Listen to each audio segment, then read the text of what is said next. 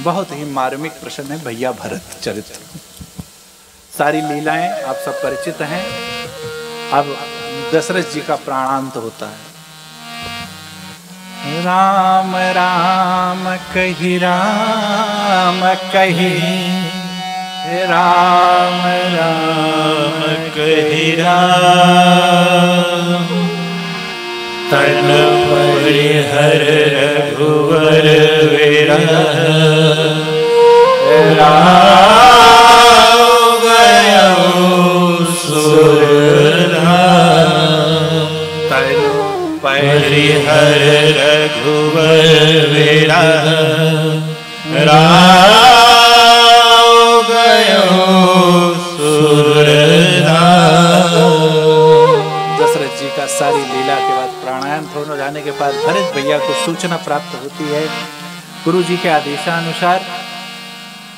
दशरथ जी का शरीर शांत होने के पश्चात, क्योंकि अंतुष्ट क्रिया करने के लिए पुत्र ही अधिकारी है, उस समय अवध में चारों भैया बाहर थे, प्रभु और लखन भैया वनवास की यात्रा में थे, और भरत भैया और शत्रुघ्न भैया ननिहाल में थे। संदेश भेजा गया, सुनत भरत भाई विवश विषादा, सुनत भरत भाई विवश विषादा, सुनत भरत भाई विवश विषादा। जन सहमे हो करी, जन सहमे हो करी, के हरि नादा, तात तात पुकारी,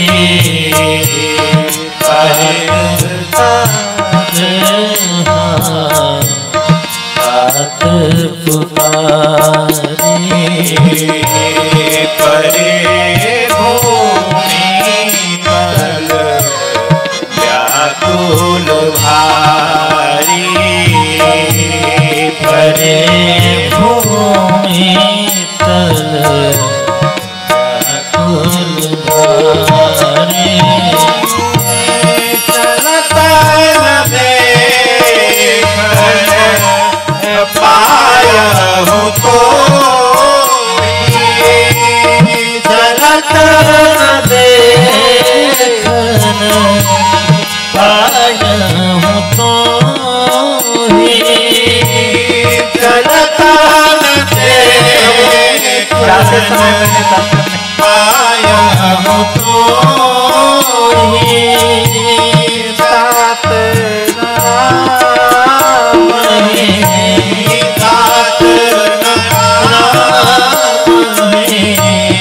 सौंपे हूँ मोहि, तात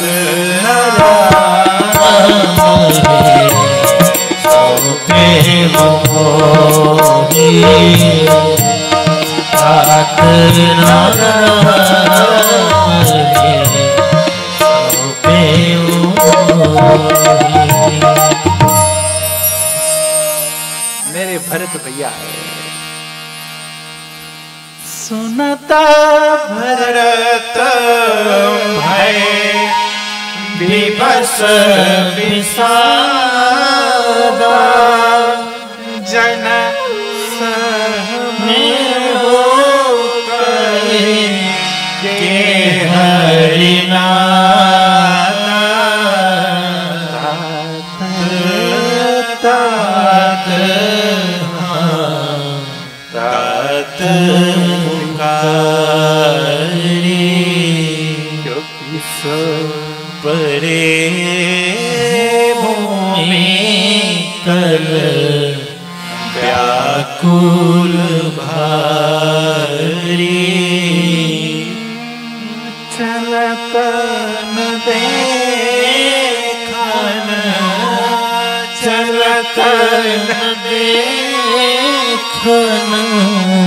पायहु तो तात सौंपे मानो सिंह की दहाड़ से हाथी सहम गया हो। मेरे भरत भैया सहम गए।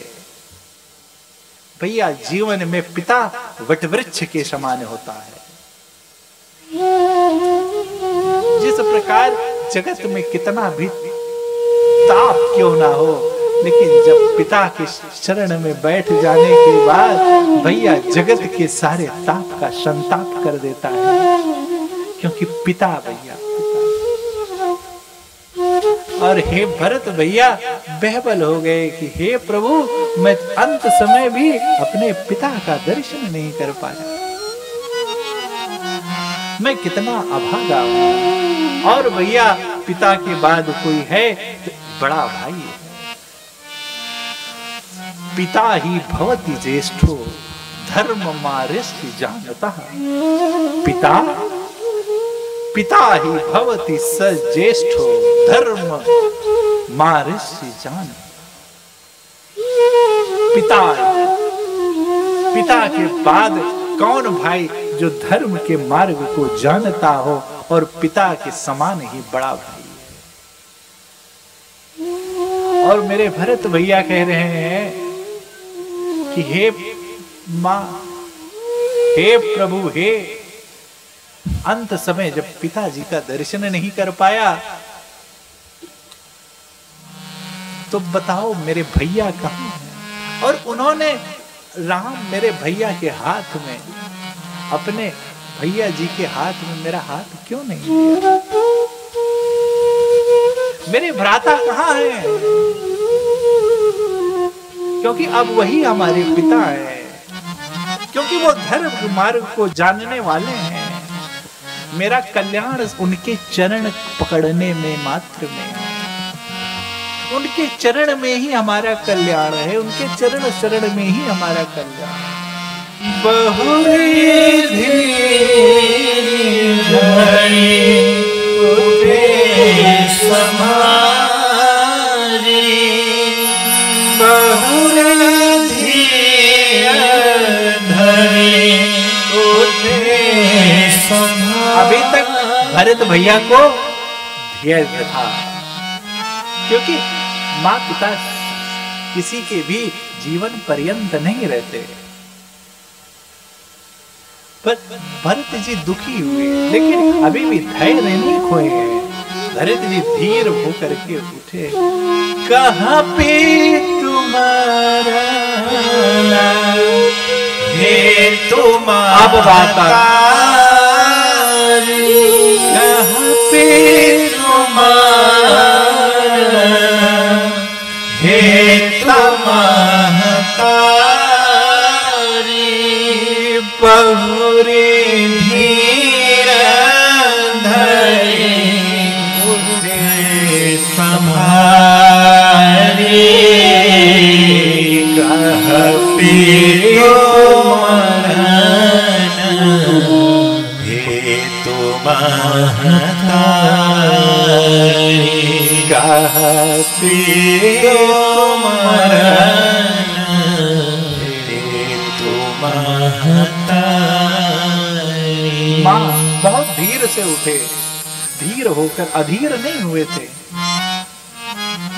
और जब सुनते हैं माँ, ये महतारी माँ, मेरे पिता के मरने का कारण क्या है? और अब मानो घाव पर किसी ने 2 मुट्ठी मिर्चा डाल दिया।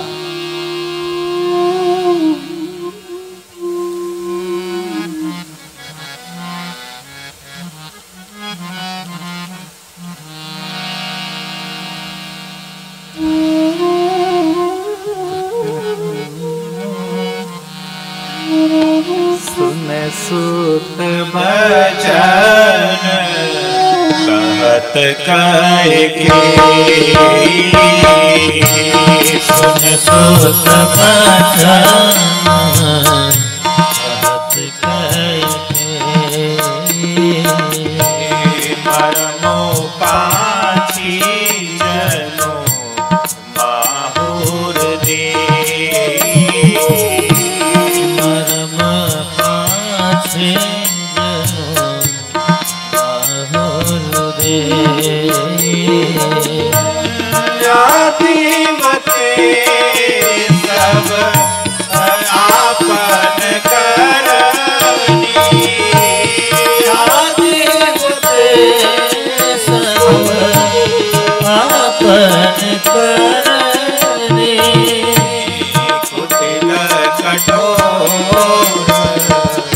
मुदित मान भरनी कुटिल कठोर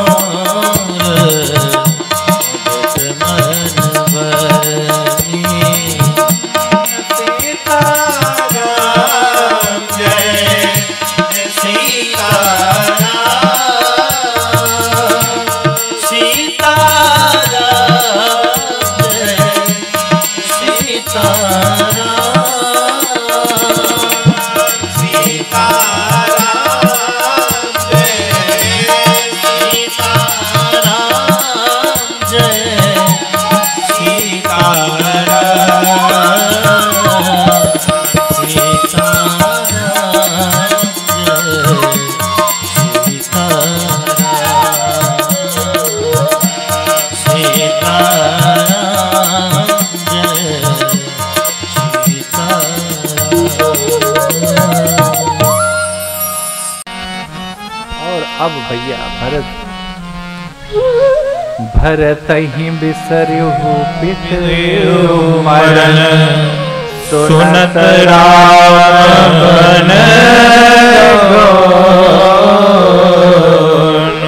हेतु अपन पौजा निजिया थकित रहे धरी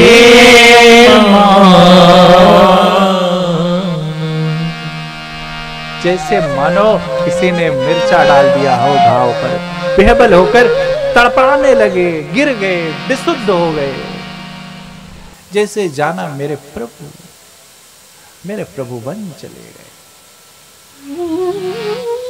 भैया मेरे भरत भैया निरीह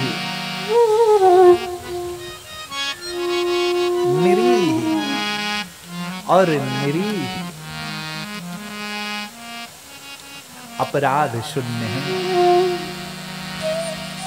विकार शून्य है। और भैया जिनका हृदय कोमल होता है ना, जिनका हृदय निर्मल होता है ना, वो उनके प्रयास से यदि किसी उनके श्रेष्ठ को यदि दुख हो जाता है तो फिर वो अपना जीवन व्यर्थ मानता है। मानस परिवारों में उतरने की इसीलिए आवश्यकता है। आज भाई एक भाई समर्थ है तो दूसरा भाई सपने में भी नहीं सोचता कि हम अपने छोटे भाई को कैसे सामर्थ्यवान बनाएं। मानस सिर्फ पूजा का विषय नहीं है माई बाप। मेरे भरत भैया निर्दोष हैं। मेरे भरत भैया जो सपने में भी राम राम जपते हैं।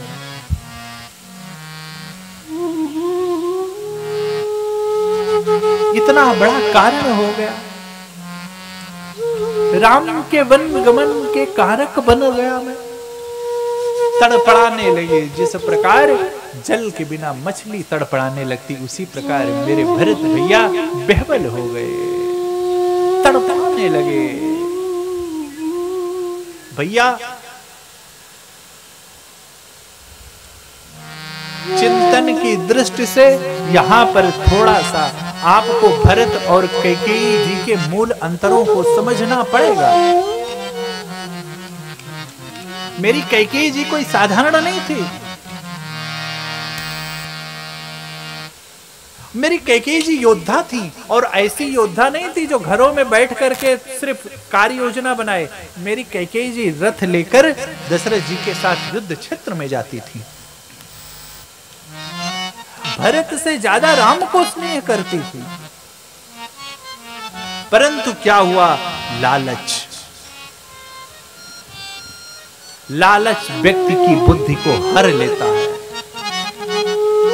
लालच व्यक्ति को भोगी बना देता है। ऐसे व्यक्ति के लिए संबंध, रिश्ते, व्यवहार, दोस्ती, परिवार का कोई अभिप्राय नहीं रहता। उसके जीवन में सिर्फ और सिर्फ क्या है? पैसा पैसा पैसा पैसा, भौतिक सुख। उसके जीवन का कोई मापदंड नहीं होता। उसके जीवन में कुछ और नहीं होता। उसके जीवन में कोई संबंध माने नहीं रखते। क्यों? उसके जीवन में लोलुपता आ जाती है, और जिसके जीवन में लोलुपता आ जाएगी उसका जीवन चलता चलाता पशुवत जीवन है। क्यों? क्योंकि लालच हमारी अंतरात्मा को सुला देता है। लालच हमारी अंतरात्मा को जागने नहीं देता। और सारे युद्ध का कारण लालच ही है। अरे इस सृष्टि का सबसे बड़ा महाभारत का युद्ध का कारण क्या था? लालच। कौरवों का लालच। महाभारत कुछ और नहीं है। ये दुर्योधन का द्वंद्व कुछ और नहीं है। ये अर्जुन की प्रखर बुद्धि कुछ और नहीं है। ये हमारा ही आपका द्वंद्व और बुद्धि है। इस बुद्धि को का सारथी यदि श्रेष्ठ होगा, तो श्री कृष्ण सरीखे से यदि श्रेष्ठ होगा, तो ये बुद्धि जागृत हो जाएगी, और जो सुषुप्ति अवस्था में हमारी चेतना पड़ी है उसको जगा देगी। और हम कितने भी बलवान क्यों ना हो, यदि हमारा संचालन कोई ईर्ष्यालु व्यक्ति कर रहा है।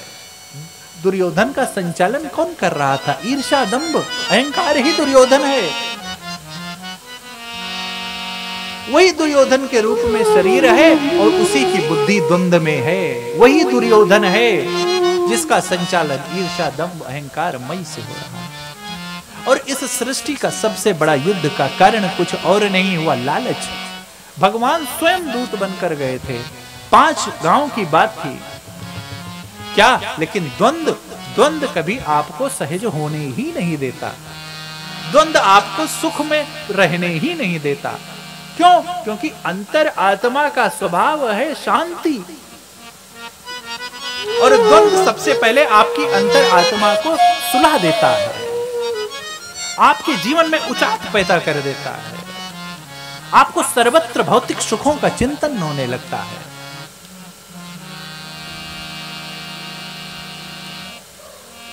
द्वंद्व जीने नहीं देता भैया, बैठने नहीं देता द्वंद्व। और भरत जी के जीवन में भरत जी भोगी नहीं है। संग हुआ मां कैकेयी, परम भक्ता, परम ऐश्वर्यवान, परम बलवान, लेकिन थोड़ा सा संग दोष हुआ, सारा खेल खत्म।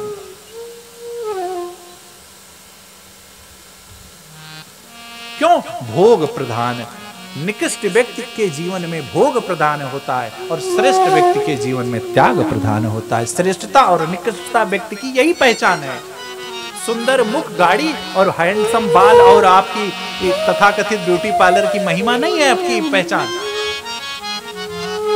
निकृष्ट व्यक्ति वही है जो सिर्फ अपना भोग भोगे भोगे भोगे, एन केन प्रकारेण पैसे का सुख भोगने का प्रयास करे। उसके जीवन में पैसा ही सब चीज है।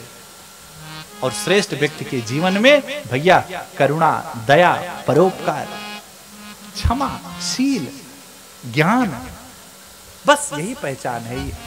वेरी सिंपल डिफिनेशन, इट्स बहुत सरल परिभाषा है इसकी।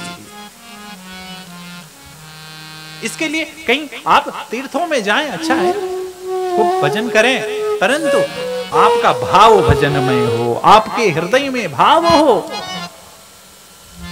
आप मूर्तियों में दर्शन, तीर्थों में दर्शन वो कीजिए जब आपके अंदर ये भाव प्रकट हो जाए कि ये हमारे प्रभु की लीला स्थली है, ये हमारे प्रभु यहाँ पर प्रगटे थे, यहीं पर प्रभु खेले हैं, यहीं पर प्रभु भोजन पाए हैं। जब तक आपको वो भाव दर्शन नहीं होता तब तक आप चारों धाम, पांचों धाम, आठों याम, चारों सब कर डालिए, कोई फायदा होने वाला नहीं है। चार धाम में घूमने पिकनिक के लिए जाते हैं। आज एक बड़ा समूह इसका बहुत बड़ा इसके चपेट में आ गया है। भैया भगवान के दर्शन कीजिए तो मानिए, ये भाव प्रकट कर दीजिए, यहीं पर मेरे प्रभु खेलते थे। गीता जी का न्याय है, कुछ और नहीं है। वासना, क्रोध और लालच, यही आपके नरक के कारण है। पहला वासना, दूसरा क्रोध, तीसरा लालच। वासना, क्रोध और लालच जीव के नरक के 3 कारण है। गीता जी है, प्रमाण करेंगे तो विषय लंबा हो जाएगा। इसीलिए तो बाबा कहते कामी, क्रोधी, लालची, इनसे भक्ति न होए, भक्ति करे कोई सूरमा, जाते वरन कुल घोय। भक्ति करे कोई सूरमा, जाते वरन कुल घोय। कामी, क्रोधी, लालची, कामी, क्रोधी, लालची, इनसे भगत न होए। क्योंकि भक्ति, अरे मीरा जी की भक्ति थी, लोक लाज छोड़ करके मीरा जी ने भक्ति किया। मीरा जी बाहर की क्रियाओं से नहीं प्रभावित हुई। मीरा जी ने अपने अंतस चेतना में भगवान श्री कृष्ण को पधरा दिया, और गुरु के द्वारा जो प्रसाद मिला था वो साक्षात कोई कांस की मूर्ति नहीं है। ये तो स्वयं लड्डू गोपाल ठाकुर जी भगवान देखिए लीला कर रहे हैं, सुन रहे हैं, दास सुना रहा है। ये कोई कांस की पूजा की मूर्ति नहीं है। करते करते आप जीवन व्यतीत कर देते हैं, जीवन के उद्देश्यों से आप परिचित नहीं हो पाते। इसीलिए बस थोड़ा सा परसेप्शन बदलिए, नजरिया बदलिए। और परसेप्शन, नजरिया भैया तब बदलेगा जब हमारा श्रेष्ठ को संग होगा, जब हमारे मन में प्रभु बसेंगे। बहुत कालमय की बहुत दौड़ा गया, अंत समय भैया।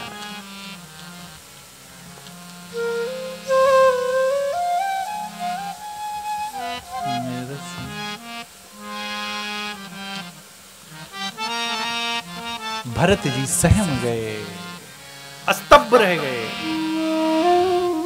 वनवास सुन, अभी तक सावधान थोड़ा थे, तभी तो कहते हैं बहुर बहुर धीर धरे उठे समारी, और कहा पे तुम्हारा हे तुम्हारा। अभी तक सावधान थे भरत जी। पूछा, लेकिन अब जैसे सुने, अरे अनेकों प्रकार से मेरे भरत जी निर्मल हैं, इसका परिणाम आगे कर देते हैं स्वयं रघुनाथ जी। भरत ही हो ही नराज मद, बिन हर हर पद पाए। कबहू किस काजी सी करनी, तेरा से दो बिनसा। भरत ही हो नराज मद, मिधिहारे हर पद पाए। स्तब्ध हो गए, समझ ही नहीं पा रहे हैं। आगे अनेकों प्रकार से भैया देखिए, कुछ भी टिप्पणी करने से पहले आप ये चिंतन कर लीजिएगा, जिस प्रकार पुत्र का अधिकार होता है, माँ के सामने शब्द अपशब्द अनेकों प्रकार से लीला लड़ता भी है संतान अपनी माँ से। लड़ाई भी आप भी अपने माँ से लड़ते हैं, झगड़ते हैं, वाद करते हैं, विवाद करते हैं अनेकों प्रकार। क्यों? क्योंकि आप माँ पिता के सामने निर्मल हो जाते हैं। अब आप शुभ अशुभ सारी बातें अपने माता पिता के सामने समक्ष रख देते हैं, और यदि नहीं रखते तो आप रखना शुरू कर दीजिए, आपका जीवन निर्मल होने लगेगा। तो अब अनेकों प्रकार से भरत जी माँ के सामने कहते हैं, प्रलाप करते हैं, दुखित हैं, स्तब्ध हैं। क्यों? क्योंकि अनहोनी हो गई है। इसीलिए कुछ भी अब भरत जी ने अपशब्द नहीं कहा माँ को। माँ से अब क्यों? क्योंकि माँ अधिकार है, प्रेम अधिकार देता है।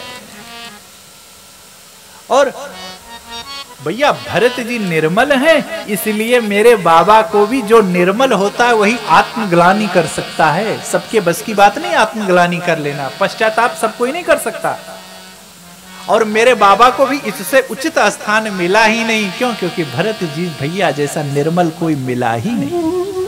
भरत जी जैसा उपयुक्त आश्रय बाबा को भी नहीं मिला कहीं। इसीलिए बाबा ने थोड़ा सा लेखनी को इधर उधर घुमाया। भरत जी के आश्रय में ही आत्मग्लानि की परिभाषा को परिभाषित किया।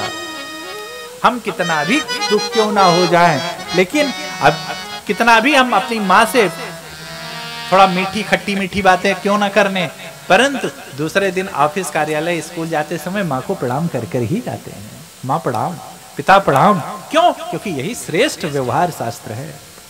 मलिन बसन में बरन विकल, कृष शरीर दुख भार, कनक कलवर बेल बन, मान हो हने तुषार। अब भरत भैया आगे आए। अब भरत भैया बेबल हो गए। क्यों? क्योंकि अब कौशल्या जी को देखा। छीनी मानो वज्रपात पड़ गया हो, मानो हरे भरे वृक्ष पर वज्रपात हो गया हो, वृक्ष सूख गया हो। मां सूख गई है।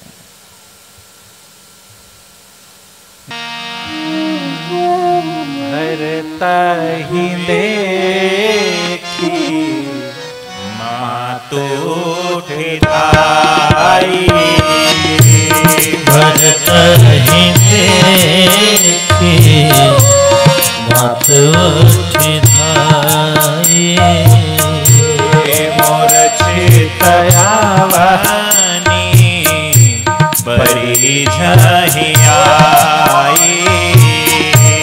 मोर चित आनी बड़ी झहियाई। देखत भरत विकल भय भारी, देखत भरत विकल भय भारी। परे चरण तन दशा विसारी, परे चरण तन दशा विसारी।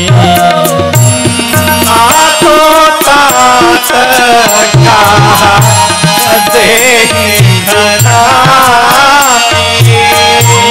मातो तात का देहि दिखाई।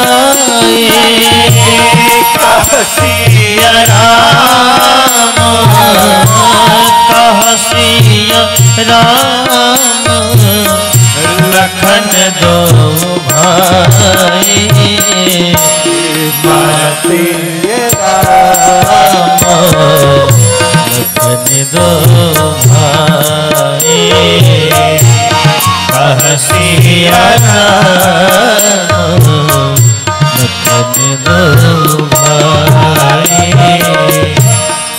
जिन राम की पनही को भी देखकर मेरे भरत भैया उठाकर सर पर लगा लेते थे कि ये तो मेरे प्रभु का पनही है, ये यहाँ कहाँ। जनकपुर में सखियां जब सब थोड़ा सा विनोद करती हैं तो और भैया सब लोग कहते हैं कि ये मेरे भैया की पनही है, लेकिन जब भरत भैया की बारी आई तो मेरे भरत भैया दौड़ करके उस पनही को प्रणाम किए और उस प्रभु के चरण पादुका को उठा करके सर पर रख लिए। अरे भैया, ये तो हमारे भैया की चरण पादुका, ये तो मेरे प्रभु की चरण पादुका है, ये नीचे नहीं, इसका तो स्थान मेरे मस्तक पर है। आज उन भरत भैया की दशा आप विचारिएगा, पिताजी नहीं है, लखन और प्रभु वनवास में है, आवाज भैया भरत, उन माँ को देखकर कैसी क्या दशा विह्वलता हो गई। जो निरीह निर्दोष हैं, आज उनके ऊपर अवध का राज का भार आ गया है। ऐसी परिस्थिति बन पड़ी है कि करें तो क्या करें। आज माँ कौशल्या जो राजमाता हैं, जिनका मातु विवेक अलौकिक तोरे है, आज उन माँ की इस दशा को देख कर मेरे भरत भैया की क्या दशा होगी, आप परिकल्पना कर लीजिए। और वही भरत भैया जैसे माँ को देखे, माँ दौड़ी और माँ इतना प्रेम में बेहबल हो गई थी कि मूर्छित हो गई, मानो माँ को लगा कि स्वयं रघुनाथ जी आ गए हों। क्यों? क्योंकि भैया माँ निर्मल थी, माँ भरत में ही राम जी का दर्शन, और भरत और राम में कोई भेद करती ही नहीं है। श्रेष्ठ वही है जो संतानों में भेद ना करे, श्रेष्ठ वही है, श्रेष्ठ माँ पिता वही है जिसके लिए सब संतान समान है। मां बेहबल हो गई।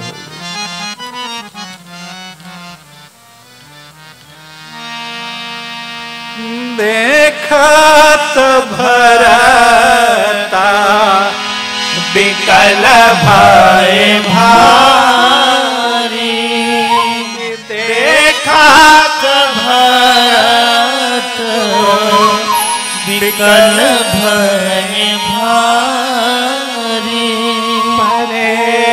चरण तन परे चरण तन दशा बिसारी, मातु तात का देहि दिखाई, कहसिया लखन दो भाई, कहसिया लखन दो भाई। कहाँ है माँ? माँ से संबोधन कर रहे हैं। क्यों?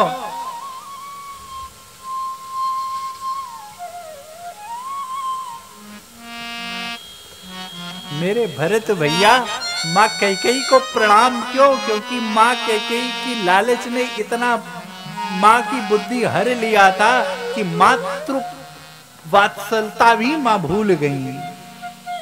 पहुंचते ही माँ सारा वृत्तांत बताने लगी, स्नेह भी नहीं कर पाई। और भरत भैया भी कुछ कहते करते सुनते उसके पहले माँ ने अपना वृत्तांत, क्यों? क्योंकि बुद्धि हर ली थी। लालची व्यक्ति की बुद्धि हर जाती है। मेरे भरत भैया को देखकर कैकेयी कत जन अमी जग माझा, जो जनमी भई काहे न बाझा, कैकेयी कत जनमी जग माझा। लोभ और त्याग का परिणाम दर्शन कर लीजिए। विवेकी व्यक्ति वही है जो अनीति के खिलाफ लड़ता रहता है, जो अनीति में सम व्यवहार करता है, अनीति के खिलाफ अपनी आवाज और जितना सामर्थ्य के अनुसार उस अनीति के खिलाफ लड़ाई लड़ता है, वही विवेकी है। माँ यहीं पर कहते हैं कि मातु मातु कह रहे हैं यहाँ पर, और इसी के नीचे जन। देखिए आपका त्याग, आपकी सरलता, आपका विवेक आपको सम्मान दिलाता है, आपका भोग और आपकी अज्ञानता आपका अपमान दिलाता है, तो आपके अपमान और सम्मान के कारक आप स्वयं हैं। आप ही अपने सम्मान और आप ही अपने अपमान के कारक हैं। ढूंढते हैं कि कहां से, क्यों? क्योंकि भरता प्राण प्रिय, भरत प्राण प्रिय है और भरत को और कुछ चाहिए भी नहीं। भैया भरत को सिर्फ रघुनाथ जी के चरण कमल चाहिए और वही ढूंढ रहे हैं। मां, मुझे तात को दिखाओ, मेरे पिता चले गए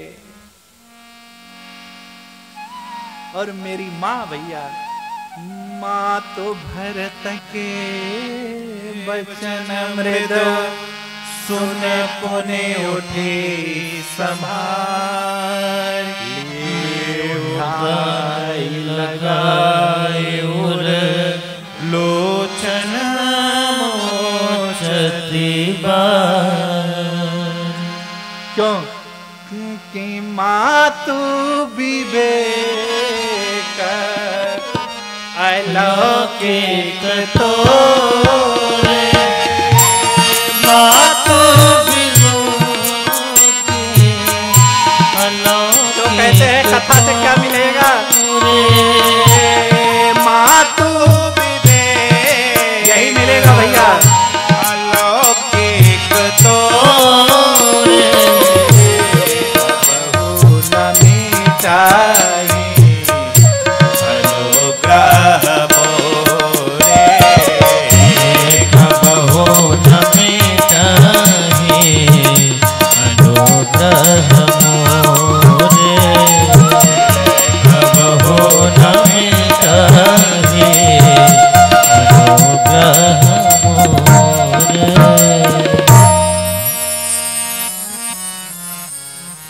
विवेक। विवेक का परिचय तो देखिए, कैकेयी मां आते ही वृत्तांत बताने लगी। क्यों? क्योंकि लालच ने मातृ की ममता भी खत्म कर दी। लेकिन मां जब देखी कि मेरे भरत भैया, यद्यपि मां जानती थी, सब जानती थी, विवेक था, विवेकमान है, लेकिन मां थोड़ा सा, क्यों? थोड़ा इंतजार किया यहां पर। लेकिन जब भरत भैया की विवलता और निर्मलता का अरे तब मां सरल स्वभाव मायही लाले, सरल स्वभाव मायही लाले, अतहित माना अतहित माना हो राम प्रिया।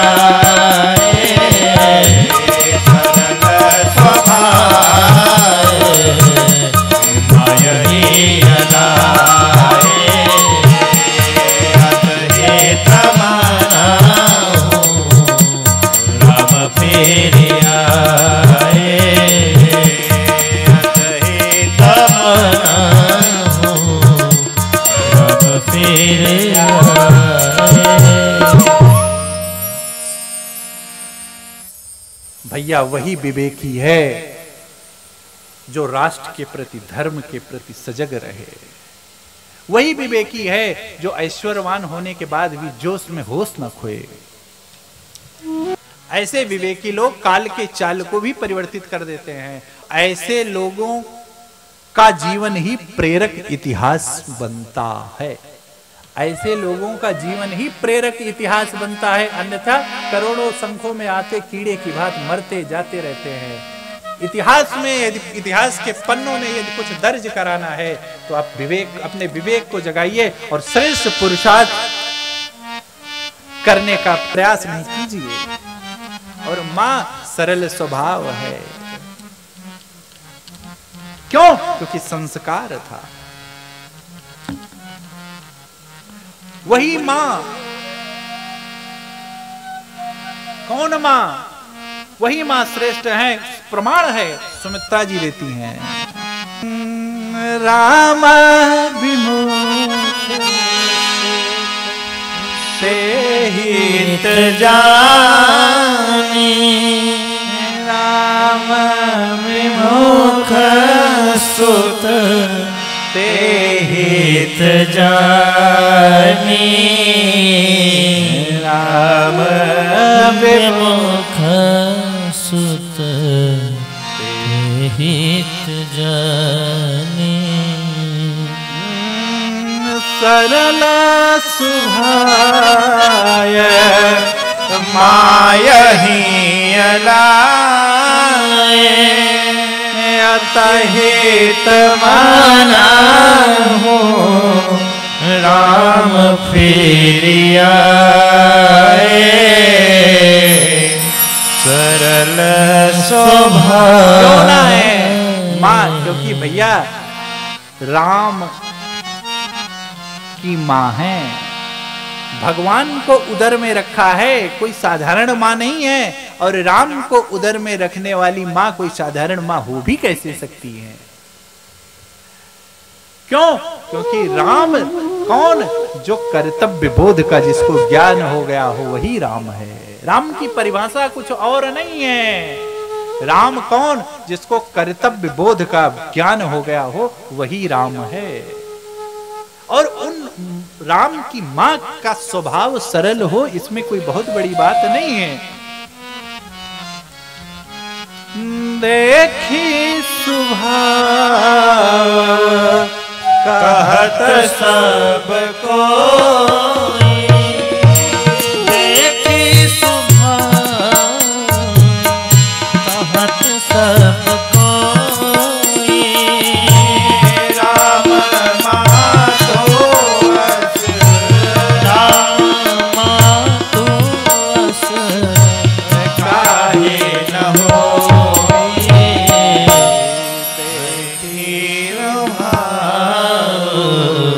कहत सबको। स्वभाव क्यों? आपका परिचय आपका भौतिक विज्ञान, भौतिक नहीं है।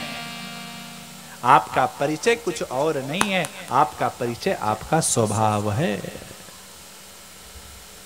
और राम जी का स्वभाव, और कितनी सुंदर बात है।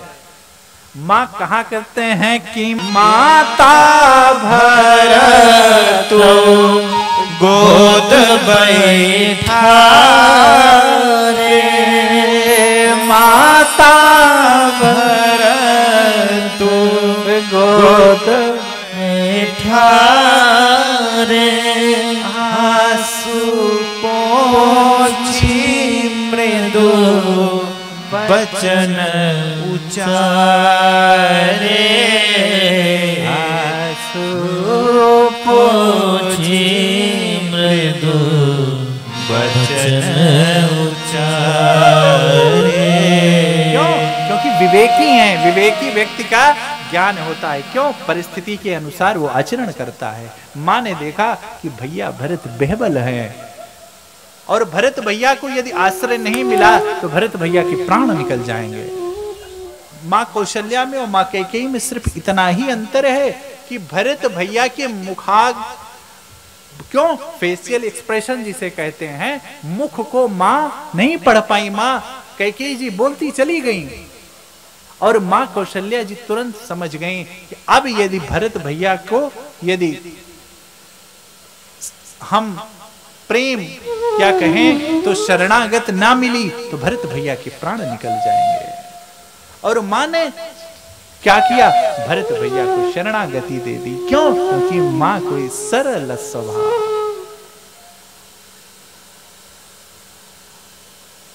माँ भैया माँ तो विवेक है। फिर वही बात आ जाती है, काही उदोष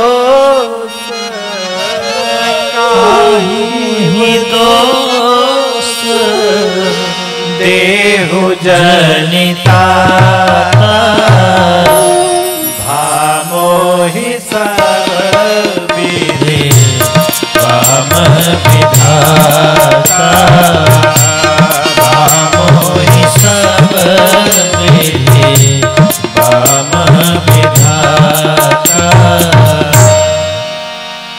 देखिए सरल स्वभाव और विवेक का परिणाम यहाँ पर बाबा कह रहे हैं कि काहे किसी को दोष नहीं।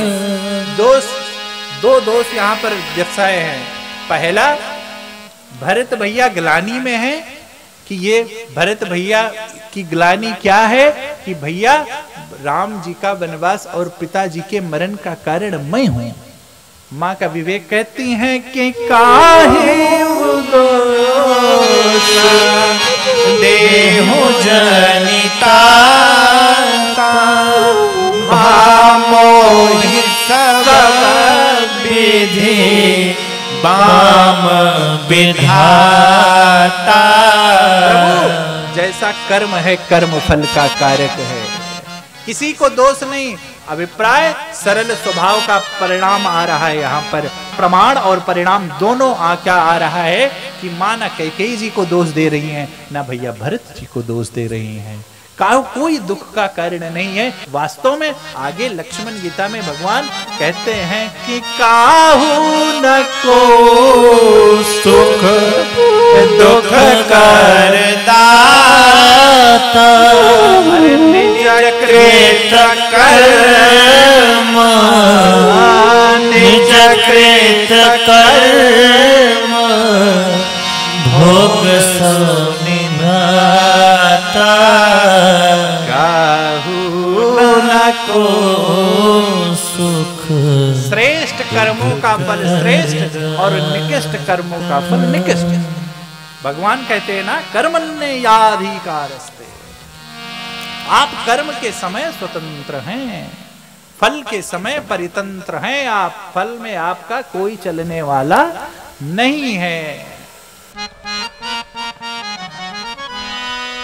मुख प्रसन्न मन रंग नरोसु, मुख प्रसन्न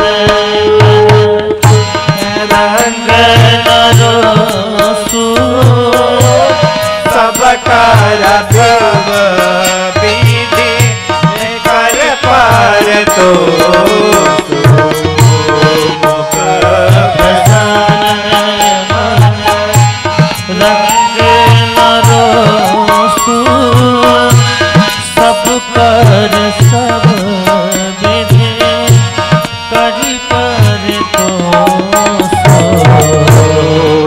सब भाई याकीन आगे, यह सब भाई आखिन आगे, तौना तनु जीव भागे, यह सब भाई आखिन आगे, तवना तनु जीव भागे। कथा न ममले वनवास दुखा सदा सारदाम, कभी दुख नहीं। मुखाम्बुज श्री रघुनंदन, मुख प्रसन्न मन रंग नरोसु, सब कर सब विधि करी पर तो। देखिए विवेकी व्यक्ति क्या रहता है, परिस्थिति के अनुसार परिस्थिति का आकलन करके परिस्थिति के अनुसार व्यवहार करता है। क्यों? इसे कहते हैं सेंस ऑफ ह्यूमर। और ये सेंस कहां जगेगा? श्रेष्ठ के संग से, सत्संग से ही ये सेंस जगता है। सेंस कहीं ऊपर से नहीं आता। सेंस आपके आसपास जो ऊर्जा है वही ऊर्जा ही विचार के रूप में सेंस के तरीके से काम करने लगती है। ये कुछ सेंस कोई ये नहीं है, जस्ट लाइक मैग्नेटिक फील्ड। और what ever you have entire your life और एंटायर योर लाइफ स्टाइल और एंटायर योर लाइफ, जहां आसपास आपके पूरे जीवन में जो है वही दर्शेगा, वही सेंस के रूप में प्रकट होता है। जिसे अनुभूति कहते हैं। अनुभूति कुछ और नहीं, आपके आसपास जैसा आप जीवन जीते हैं आपकी अनुभूति उसी तरीके से होती है। आप दयालु प्रवृत्ति के हैं तो आपकी अनुभूति दयालु हो जाएगी, किसी के कष्ट से आपको दया आएगी। आपका संग यदि दुष्ट के साथ है, आपके विचार दूषित हैं, तो आपका जो सेंस है, आपकी जो अनुभूति है वो दूषित हो जाएगी। ये क्या है? ये सेंस है, यही अनुभूति है। और ये अनुभूति कब जगती है? जब हमारा संग सुधरता है। और माँ क्या कहती हैं कि माँ को इस समय सेंस ये है कि भरत जी के प्राण को बचाना है, अन्यथा भरत जी प्राण नहीं रहेंगे, भरत जी के प्राण निकल जाएंगे। तो माँ क्या कहती हैं कि मुख प्रसन्न मन, और होगा भी क्यों ना भैया, होगा भी क्यों ना, इसका प्रमाण पहले ही मेरे प्रभु देते हैं कि भरत प्राण प्रिय पावाहि राजू, भरत प्राण प्रिय पावाहि राजू, विधि सब विधि मोहि सन्मुख राजू, भरत प्राण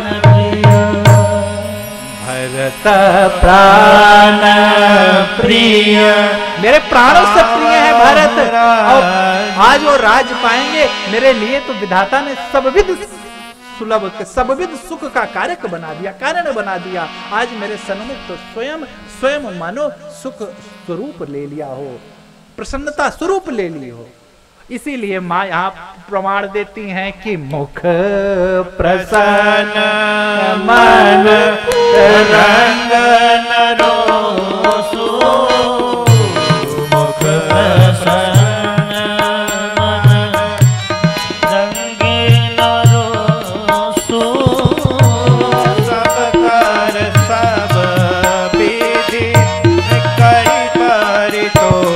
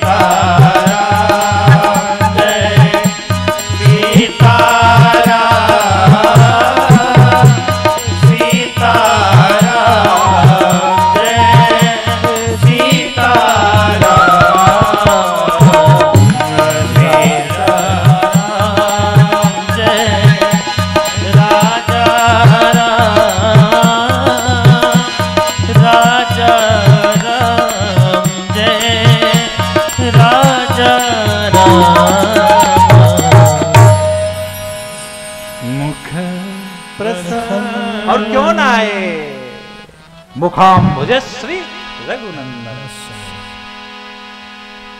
सदा सदा प्रसन्न रहते हैं, क्योंकि राम ब्रह्म पर मारथ रूपा। माँ जानती है, क्योंकि माँ को प्रमाण दिया है, यहाँ वहाँ दो बालक दे, अरे मति भ्रम मोर आन विषेखा। माँ को जब माँ का विवेक जन्म के लीला में यदि आने लगी, लीला में जब उतरने लगी माँ, तो माँ का विवेक क्यों भैया राम को, अरे मेरे दशरथ जी का, अरे राघव को मैं न दूंगा, राघव को मैं न दूंगा, मेरे नाथ मरते मरते, राघव को मैं न दूंगा, मुनि नाथ मरते मरते मेरे प्राण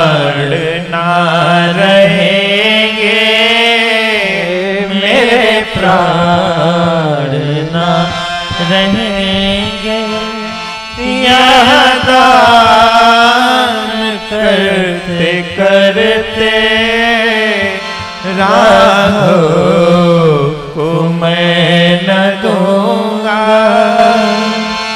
कौन देगा भैया आप? माँ कहती हैं कि मेरे प्रभु के मुख प्रसन्न थे, कोई आसक्ति नहीं। अरे राम, जिनके नाम श्रवण मात्र से सारी आसक्ति से दूर हो जाता है, जिनके श्रवण मात्र से राम एक तापस तीन तारी, और नाम अनेक अनेक खल को तारा। अनेकों अनेक, राम ने एक मां को, अहिल्या मां को तारा, लेकिन नाम ने अनेकों अनेक को तारा। राम तो किसी एक का मोह दूर कर सकते हैं, परंतु राम का नाम और राम का चरित्र आप अपने जीवन में उतार कर आपके जीवन में मोह रूपी अंधकार युगों युगों के लिए चला जाएगा। राम की पूजा करने वाला, आरती करने वाला कुछ प्राप्त करे अच्छा है, लेकिन राम के चरित्र से सीख कर कुछ और कुछ भी यदि जीवन में उतार लेगा तो उसको ना तो पूजा की आवश्यकता है। जिसने इस प्रेम को समझ लिया भैया, ये हृदय का प्रेम है, ये कोरी कल्पना नहीं है। कथा कोरी कल्पना नहीं है, कथा कुछ छुड़वाती नहीं है भैया। कथा तो परिचय करा देती है कि जो पकड़े हो इसकी कोई वजूद नहीं है। कथा तो सत्य से परिचय करा देती है। आज अज्ञानता से ज्ञानता के मार्ग की ओर कथा आपको आगे प्रविष्ट कर देती है। कथा आपको, आप जिस मिट्टी की शरीर से इतना स्नेह करते हैं, ये आपको परिचय करा देती है कि इस मिट्टी के शरीर का कोई अस्तित्व नहीं है। इसमें व्याप्त बैठे परमात्मा जब तक इसके अंदर हैं तब तक तो ये टिपटिपी चल रही है, अन्यथा जिस दिन इसके अंदर बैठे परमात्मा ने विदाई ले ली, लाख पैसा हो, लाख डॉक्टर हो, सीधा जागता उदाहरण अभी आपको कोरोना रूपी महामारी के रूप में दर्शन हुआ, लाख पैसा रखे रहो। कथा आपकी अंतरात्मा को जगा देती है।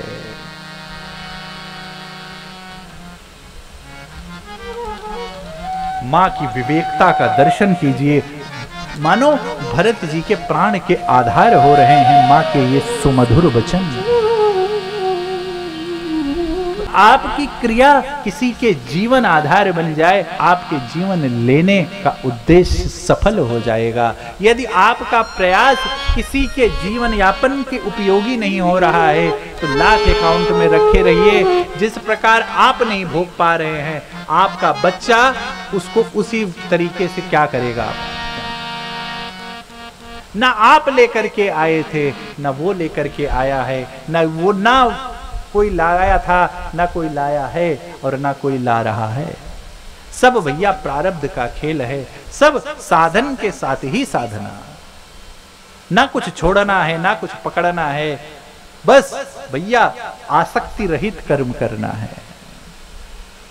कर्म में जो हमारी आसक्ति हो गई है उसको छोड़ना है।